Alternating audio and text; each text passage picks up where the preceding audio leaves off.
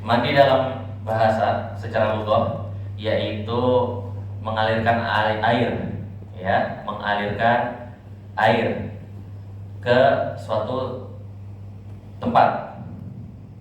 Kira-kira seperti itu, mengalirkan air ke suatu tempat. Tapi ya kita nggak usah melihat lugahnya, melihat maksudnya adalah mengalirkan air ke badan.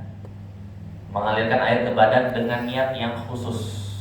Berarti apa? Harus ke badan dan juga niat yang khusus dan juga cara yang khusus. Kenapa cara yang khusus? Karena badannya bukan cuma badan sebagian, tapi harus seluruh badan dari ujung rambut sampai ujung kaki harus kena semua. Nah, dalilnya apa? Dalilnya ada di Alkitab, maksudnya ada di Al-Quran, ada di Sunnah, dan juga ada ijma ulama. Jadi gak ada satupun yang mengatakan mandi wajib itu tidak perlu. Ya, ini ijma. Kalau bapak-bapak ditanya mana sih yang lebih banyak hukum yang ijma atau hukum yang beda pendapat ulama? Jawabannya yang paling banyak adalah hukum yang beda pendapat ulama. Dari kemarin kita bahas tentang toharah ini, pasti pernah dengar kayaknya waktu itu ustadz yang lain bilang gak kayak gitu. Kayaknya waktu itu ustadz yang lain bilang gak kayak gitu. Ya memang begitu, perbedaan pendapat ulama. Yang ijma sedikit. Ijma itu sedikit. Kalau sudah ijma nggak boleh satupun ada yang menyelisih. Misalnya ijma ini mandi wajib ijma, wudu ijma, ya sholat ijma. Tapi nanti dalamnya misalnya wudu apa saja yang wajib dibasuh, apa saja yang sunnah dibasuh, nah itu berbeda pendapat ulama. Ya, mandi wajib juga seperti itu. Mandi wajibnya adalah ijma, tapi nanti sunnah-sunnahnya masih ada khilaf ulama seperti itu ya. Kalau ditanya mana yang paling kuat, Al-Quran, dalil Al-Quran, dalil As-Sunnah, atau dalil ijma? Mana yang paling kuat? Mana yang paling kuat kira-kira Ustaz? Dalil Al-Quran, dalil Sunnah, atau dalil ijma? Ijma itu dalil ya. Kalau dalam usul fikih itu dalil Al-Quran, dalil Al-Sunnah, atau dalil ijma, mana yang lebih kuat? Gimana Pak Agus? Mana yang paling kuat? Ijma yang merefer kepada Al-Quran. Pasti, ijma pasti Al-Quran. Pasti. Jadi yang paling kuat ijma Pak. Paling kuat ijma. Kenapa paling kuat ijma? Kenapa nggak langsung Al-Quran? Percaya nggak kalau saya mengatakan ulama berbeda pendapat dalam memahami ayat Al-Quran? Betul nggak? Buktinya apa yang wudhu kemarin?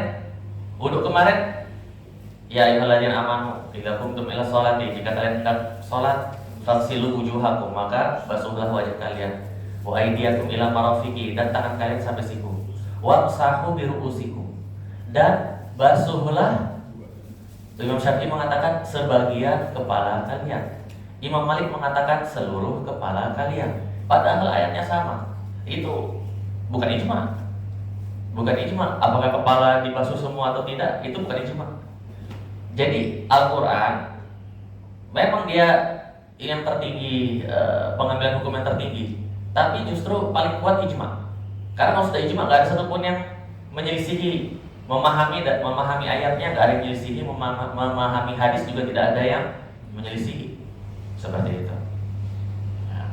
Satu yang ijma tapi yang sering diselisihi sekarang, tahu nggak? Ijma ini, tapi sekarang diselisihi. Di zaman ini diselisihi, yaitu cerai. Yang mengatakan cerai 3 kali dalam satu waktu, itu ijma ulama. Cerai, ngomong 3 kali cerai dalam satu waktu, jatuh talak 3. Baik dia mengatakan kamu saya cerai, kamu saya cerai, kamu saya cerai, atau kamu saya cerai 3 kali, maka jatuh talak 3, ijma. Kemudian sekarang enggak. Banyak yang mengatakan enggak, karena Rasulullah zaman itu tidak seperti itu. Tapi itu setelah itu ulama bahkan dari zaman Umar bin Khattab mengatakan itu. Umar bin Khattab mengatakan, saya sebagai hukuman bagi orang yang keseringan ngomong cerai, maka kalau kamu sebut 3 kali cerai, langsung jatuh cerainya dalam satu waktu. Dan tidak ada yang menyelisihi. Dan ulama-ulama setelah itu memegang itu terus. Ya. Tapi sekarang nggak banyak yang menyelisih. Jadi harusnya nggak boleh, tapi entahlah. Jadi kalau saya ditanya, jatuh nggak cerainya kalau langsung 3? Saya bilang iya. Tapi waktu hadisnya seperti itu.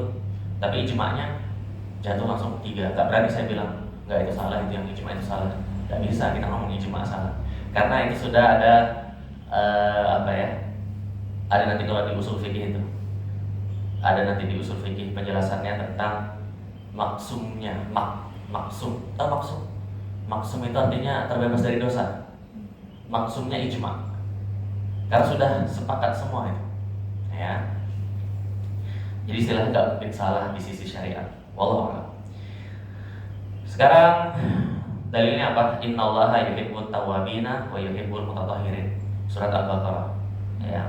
Jadi sesungguhnya Allah mencintai orang-orang yang tawwab. Tawwab itu apa? Dan yuhibbul mutatahhirin. Ya, orang-orang yang membersihkan dirinya, mensucikan dirinya. Kemudian dari hadis qala Rasulullah sallallahu alaihi wasallam haqqun 'ala kulli muslimin ayyaktasila fi kulli sab'ati ayyamin yauman. Haknya seorang muslim itu, setiap muslim itu punya hak. Hak tubuh kita itu punya hak. Apa itu?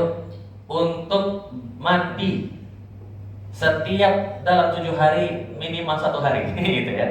Dalam 7 hari minimal 1 kali itu mandi. Kan coba bagi kita nih Pak, kita setiap hari mandi. Tapi zaman dulu enggak. Zaman dulu Pak, zaman dulu bahkan sampai abad ke-18, abad ke-19 ya. Orang-orang Eropa dan yang terkenal tuh orang Prancis itu, yang terkenal rajanya Raja Louis ya. Itu mandi 1 tahun sekali. Jarang mereka mau mandi. Orang-orang Katolik di Eropa dulu jarang mau mandi. Tahu kenapa? Alasannya? Karena mereka takut kalau mandi kan menggigil. Katanya itu adalah tanda-tanda mau kerasukan arwah, mau kerasukan roh jahat. Jadi mereka menjauhi mandi. Nah, Islam dari dulu udah mengatakan minimal 1 kali dalam seminggu. Ya. Wa yaksilu fihi ra'suhu wa jasadahu. Dan mandilah di dalamnya, basuhlah kepala dan juga badannya. Ya. Itu mandi secara umum. Mandi secara umum. Kemudian kalau kita mengerjakan mandi ini secara umum ya, mandi secara umum ya, maka tentulah yang pertama, itu sunnah nggak tadi? Mandi itu sunnah nggak? Mandi secara umum. Mandi secara umum sunnah nggak Pak? Yang tadi ngobrol. Yang tadi ngobrol. Tadi bahas sunnah juga ini. Mandi secara umum, secara umum sunnah atau tidak?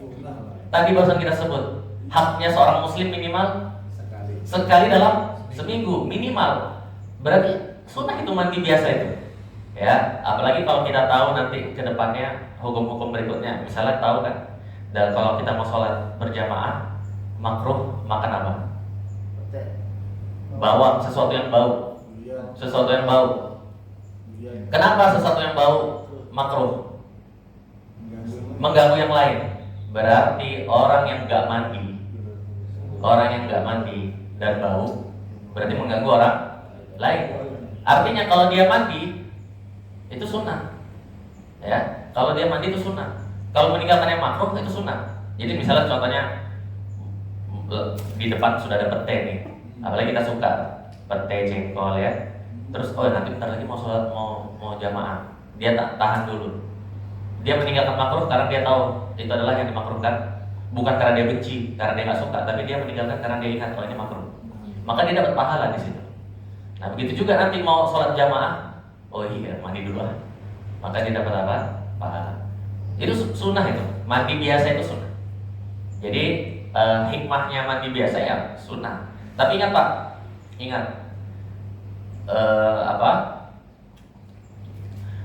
untuk mendapatkan pahala sunnah harus apa? Harus diniatkan sunnah. Kalau nggak diniatkan sunnah nggak dapat pahala sunnah. Ya lewat-lewat gitu aja. Contohnya seperti jenggot panjang kayak gini. Kalau saya niatkan ini mengikuti sunnah dapat pahala. Tapi kalau saya cuma untuk menutupi leher yang berlipat-lipat, ya nggak dapat pahala. Seperti itu. Ya. Ya. Semakin gemuk orang kan semakin berlipat-lipat dengarnya. Ya. Niatannya juga. Ustaz buat inspirasi. Kemudian juga dari Imam riwayatnya Muslim ya, kebersihan itu ya sebagian dari iman itu, ya syatrul iman. Dan juga hikmahnya adalah kebersihan. Salah satu sunnahnya apa? Salah satu sunnahnya juga adalah mandi ketika hari Jumat, ya mandi ketika hari. Jadi semalas-malasnya orang, ya udah minimal pas Jumat kamu mandi. Kenapa pas Jumat mandi? Apa hikmahnya Pak? Apa hikmahnya Jumat mandi? Karena Jumat itu kita akan sholat Jumat, ya sholat Jumat. Nah ini sekarang perbedaan pendapat masalah sholat di masjid wajib atau tidak. Apakah ijma ulama sholat di masjid wajib berjamaah? Enggak ijma. Tapi sholat Jumat ijma enggak? Berjamaah, ijma. Maka mau tidak mau, ya minimal jangan ganggu orang ketika sholat Jumat dengan busuknya badan. Maka itu salah satu hikmahnya.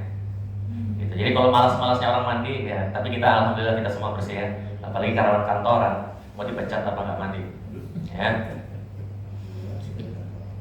Nah sekarang masalah janabah, ini dia mandi janabah, ya. Kalau mandi janabah dia punya tata caranya sendiri, beda dengan mandi biasa. Kalau mandi janabah itu karena apa? Sebabnya ada dua. Sebabnya cuma dua Pak. Sebab yang pertama adalah keluarnya mani, baik laki-laki maupun perempuan. Perempuan juga bisa keluar mani ya, baik laki-laki maupun perempuan. Nah, keluar mandinya bisa karena mimpi, ya, bisa karena mimpi, bisa karena di sini katakan apa? Bisa karena mimpi, bisa karena melihat, bisa karena berpikir, dan bisa karena bermain. Intinya keluar mani dengan cara apapun, dengan sengaja ataupun tidak sengaja, itu kesimpulannya. Keluar mani dengan cara apapun, sengaja ataupun tidak sengaja, maka wajib mandi wajib, ya mandi janabah. Kemudian kedua, kapan wajib mandi janabah? Yang kedua karena hubungan suami istri, ya hubungan suami istri, maka dia wajib mandi junub, baik keluar mani ataupun tidak keluar mani. Nah sekarang nih Pak, misalnya habis hubungan suami istri, ya kemudian mandi dong kita, mandi, istri juga ikut mandi misalnya. Setelah itu keluar lagi mandinya. Kalau kita udah kosong. Tapi maksudnya si istri habis mandi keluar lagi, pasti itu mereka kejadian tuh kayak gitu. Gara-gara kita sebetulnya, tapi keluar terus mereka gara-gara kita. Itu gimana hukumnya? Nah, hukumnya adalah ketika hubungan seksual, ya hubungan suami istri, apabila istrinya dalam keadaan tidur, maka nanti yang keluar itu hanya mani suaminya saja. Ketika mandi, pas keluar lagi itu cuma mani suaminya saja. Maka dia tidak perlu mandi wajib kedua kali atau ketiga kali. Ya, tapi kalau dia tidak tidur, berarti dalam keadaan dia rela lah gitu ya, bukan dipaksa gitu ya. Dia mau juga, maka setiap keluar mandinya lagi ketika mandi, habis itu 1 jam keluar lagi, itu ada mani suami dan maninya dia. Maka dia harus mandi wajib lagi. Keluar lagi, mandi wajib lagi. Keluar lagi, mandi wajib lagi. Paham sampai di sini? Jadi kalau tidur, dia kan tidak merasakan rangsangannya, maka dia nggak keluar mandinya, ya, atau dipaksa. Nah, maka kalau keluar terus dari mani suaminya, maka dia tidak perlu mandi wajib lagi. Tapi kalau yang bukan tidur atau tidak dipaksa, ya mau sama-sama mau, maka setiap keluar, walaupun sudah mandi lagi, keluar lagi, mandi lagi. Kita cukup sekali aja. Mereka bisa berkali-kali seperti itu, ya. Ini kalau dalam mazhab Syafi'i, nanti bilang kayaknya enggak dulu waktu itu Ustaz bilang, ya itu lain lagi nanti. Tanya sama mazhab yang lain boleh. Nah, sekarang kalau sudah junub, Apa saja yang diharamkan ketika junub? Ini yang penting nih supaya kita tahu, ya. Karena ada konsekuensinya. Junub, orang yang junub tidak bisa seperti orang yang tahur. Kalau orang yang junub ada yang diharamkan. Yang pertama sampai yang keempat sama seperti orang yang berhadas kecil. 1 sampai 4 sama seperti orang berhadas kecil sama. Yaitu tidak boleh sholat, tidak boleh tawaf, tidak boleh menyentuh mushaf, dan tidak boleh membawa mushaf. Sama 4 itu. Ya, tidak boleh sholat, tidak boleh tawaf, tidak boleh menyentuh mushaf. Ini menyentuh nih. Tapi ini bukan mushaf ya. Ini bukan mushaf. Karena ini mushaf, menyentuh ini tidak boleh. Beginilah apa itu nggak boleh. Dan membawa mushaf. Kalau menyentuh mushaf masih bisa diakali dengan pakai penghalang, masih bisa diakali. Tapi kalau membawa, walaupun pakai penghalang, tetap disebut membawa. Jadi kalau membawa mushaf tidak boleh bagi berhadas kecil ataupun berhadas besar. Tambahannya apa? Ada. Orang junub lebih banyak yang tidak diperbolehkan daripada orang hadas kecil. Selain sholat, tawaf, menyentuh mushaf dan membawa mushaf, yang kelima adalah membaca Al-Quran. Membaca Al-Quran dalam keadaan junub nggak boleh. Ya. Contoh baca Quran gimana? Lihat. Ini saya nggak pegang. Saya cuma Bismillahirrahmanirrahim. Qul huwallahu ahad, Allahus samad, lam yalid walam yulad walam yakul lahu kufuwan ahad. Itu Al-Quran atau bukan? Al-Quran itu. Itu tidak boleh dibaca ketika dalam keadaan junub. Ya. Apalagi haid. Kenapa? Karena Rasulullah Shallallahu Alaihi Wasallam bersabda sekarang.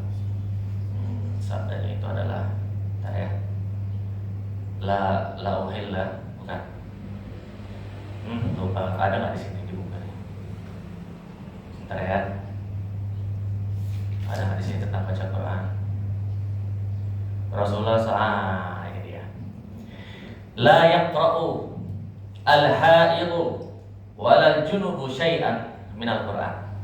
La yaqra'u al-ha'idu aw junubu minal Qur'an, atau la taqra'u, ya, al-ha'idu walal junubu syai'an minal Qur'an. Janganlah yang haid ataupun yang junub membaca sebagian dari Al-Qur'an. Riwayat Tirmizi. Jadi baca Quran tidak boleh dalam keadaan junub ataupun haid. Ada nggak caranya supaya boleh? Ada, yaitu dengan niat yang lain, bukan niat baca Quran. Seperti niat zikir atau niat doa. Jadi itu anak-anak santri itu yang sudah haid, kan apakah kalau haid nggak boleh baca Quran? Dia bisa, tapi dengan niat apa tadi?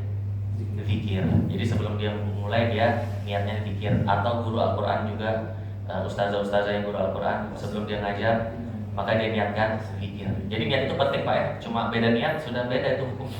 Beda niat beda hukum. Bukan sesuatu yang remeh ya. Itu bukan dibilang kamu mempermainkan supaya bisa tetap mengerjakan yang haram. Enggak, memang seperti itu ulama, bukan saya yang ngomong. Kalau saya ngomong ya semuanya salah. Tapi ini memang saya cuma nukil aja. Yaitu kalau membaca Al-Quran dalam keadaan haid atau junub, maka bisa dibolehkan dengan niat apa? Zikir atau doa atau ruqyah, itu boleh. Ya. Itu yang kelima ya, membaca Al-Quran. Membaca Al-Quran. Jadi membaca Al-Quran bukan berarti dia harus membuka Al-Quran terus dia baca, bukan. Membaca Al-Quran itu ya kita melafazkan Al-Quran walaupun mata kita tidak melihat ayat-ayatnya. Karena Al-Quran itu adalah kalamullah yang turun. Nah itulah, jadi yang turun kepada Rasulullah itulah yang disebut dengan Al-Quran. Kemudian yang disalin itulah yang disebut dengan mushaf. Yang disalin itulah yang disebut dengan mushaf. Nah kalau yang seperti ini terjemahan, ini bukan mushaf. Jadi lebih ringan dia untuk dipegang bagi orang yang berhadas kecil ataupun junub. Lebih ringan karena ini hukumnya bukan mushaf.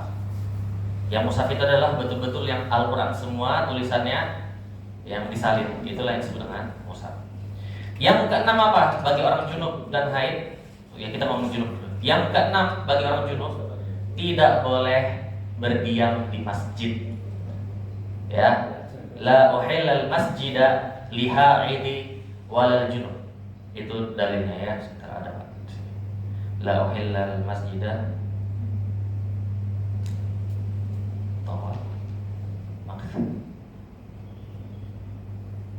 Lah ini ada.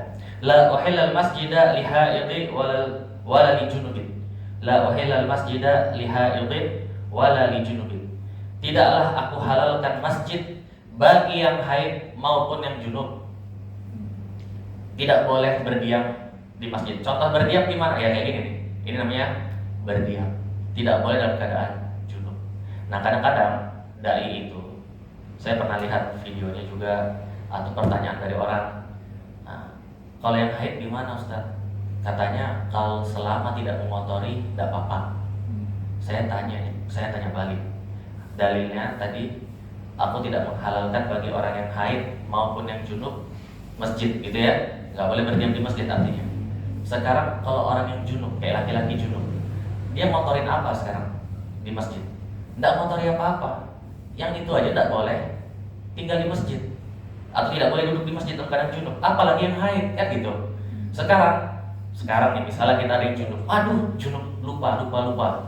Sekarang saya bilang ya udah mandi dulu Pak, mandi dulu, habis itu balik lagi, sudah suci belum? Udah, habis mandi wajib suci sudah bisa duduk di masjid. Sekarang yang haid, oh kamu haid ya, sudah mandi dulu, nanti balik lagi, percuma dia mandi juga karena tetap haid. Maka aneh kalau ada yang mengatakan tidak apa-apa duduk di masjid selama tidak mengotori masjid. Lah orang junub aja tidak boleh, kok yang haid selama tidak mengotori? Junub emang ngotorin apa ya? Jadi itu dia 6 yang tidak diperbolehkan bagi orang yang junub. Setelah ini kita akan membahas tentang haid gitu. Jadi jangan langsung bahas sekarang ya. Kalau tata caranya di sini mana tata caranya?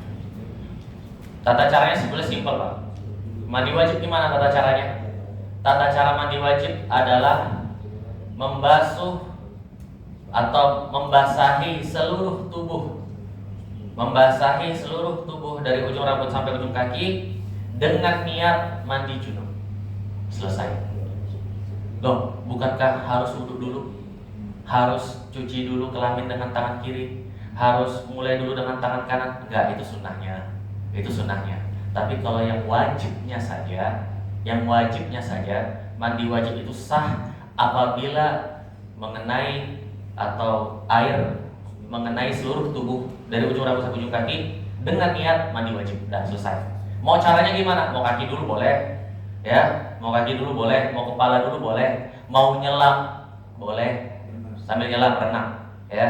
Sengaja ke mandi wajib dan selesai sudah tohur. Jadi nggak usah dipersulit. Nanti di dalam air gini, di dalam air gitu. Udah selesai sudah, orang kena semua airnya. Ya seperti simpel jadi ya. Nah, kadang orang mempersulit. Niatnya gimana? Niatnya kadang orang harus gini. Nawaitu ghusla li raf'il hadatsil akbari lillahi ta'ala. Ya gitu ya. Harus pakai bahasa Arab enggak? Dalam bahasa Indonesia juga udah cukup. Dalam hati kita bilang pas mandi, pas begini guyur, mandi wajib. Udah. Ini mandi wajib. Udah. Itulah namanya niat. Ya. Jadi nggak perlu sampai harus mengikuti yang nawaitu. Ya kalau mau ikut juga nggak masalah. Bukan berarti itu nggak boleh. Boleh-boleh aja. Ya tapi nanti kadang orang terbalik-balik deh. Nawaitu apa tadi ngomong? Udah dalam hatinya sudah cukup.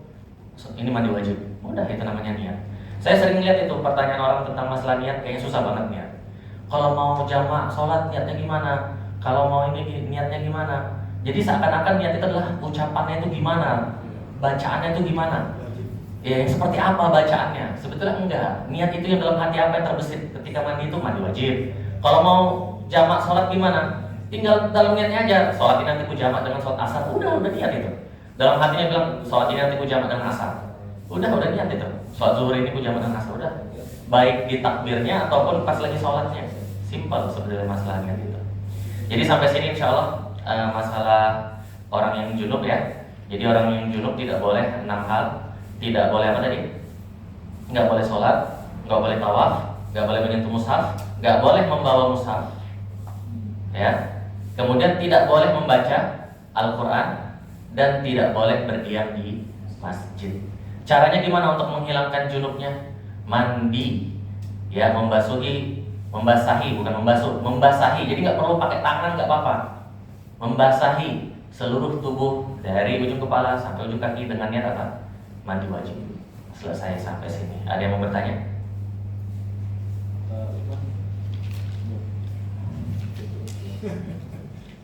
Sangat jelas tadi. Alhamdulillah ya. Ini udah jadi nggak perlu lagi. Nah, jadi ini baru satu yang diwajibkan orang untuk mandi junub, baru satu, yaitu karena apa? Karena keluar mani atau hubungan suami istri. Nanti insya Allah kalau kita ketemu lagi pekan depan membahas haid, ya, yang diwajibkan untuk mandi setelah haid dan seterusnya. Gak ada yang mau nanya? Kalau nggak ada, saya mau nanya orang yang di belakang pintu. Oh, Ustaz Soki itu. Oh, bukan. Maksudnya santri maksudnya. Ya, santri apa? Siapa yang pertanyaan?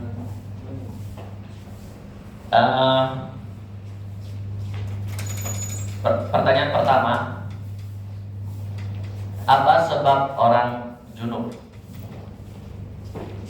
Apa sebab orang junub? Apa bisa?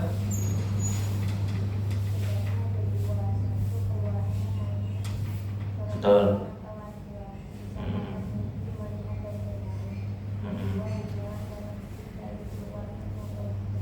Bagus, itu ya sebabnya bagus. Saya Sahih, ya. Kedengaran dari sini. lagi. Soal yang kedua, nah ini agak panjang ini. Apa yang diharamkan bagi orang yang junub? Apa yang diharapkan bagi orang Yang tidak boleh dilakukan. yang tidak boleh